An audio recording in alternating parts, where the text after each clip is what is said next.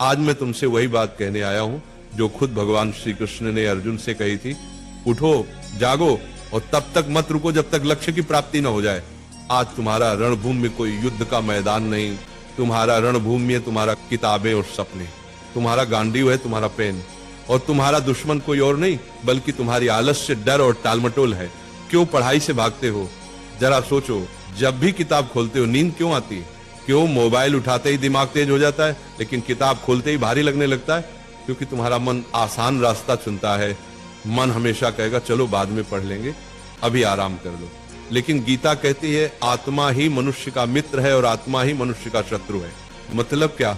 अगर तुम मन को कंट्रोल कर लो तो वही तुम्हारा सबसे बड़ा साथी है, लेकिन अगर मन ने तुम्हें कंट्रोल कर लिया तो वही तुम्हें बर्बाद कर देगा। अर्जुन भी डरा हुआ था। उसने कहा, हे माधव, मैं नहीं लड़ सकता, मेरा मन विचलित है। श्री कृष्ण ने कहा, हे पार्थ, उठो, तुम्हारा कर्तव्य युद्ध करना है और युद्ध से भागना अधर्म है। अब सोचो, अर्जुन को कुरुक्षेत्र का युद्ध जीतना था और तुम्हें अपनी पढ़ाई का युद्ध जीतना है। अर्जुन अगर मैदान से भागता तो इतिहास उसे कायर के रूप में याद करता। अगर तुम पढ़ाई से भागते हो तो आने वाली पीढ़ियां तुम्हें हारने वाले के रूप में जानेंगी। गीता का सबसे बड़ा संदेश है कर्म करो, फल की चिंता मत करो। आज अगर तुम 5 घंटे पढ़ते हो तो तुरंत रिजल्ट नहीं दिखेगा, लेकिन ये मत सोचो कि मेहनत बेकार जा रही है। हर दिन का पसीना, हर दिन की पढ़ाई तुम्हारे अंदर ज्ञान और आत्मविश्वास का पहाड़ खड़ा कर रही है।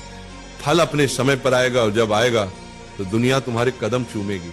आज तुम्हारा असली दुश्मन पढ़ाई नहीं, तुम्हारा असली दुश्मन है आलस्य, ध्यान भटकना, सोशल मीडिया और कल से पढ़ेंगे वाली सोच। गीता कहती है संयम ही सच्ची विजय है।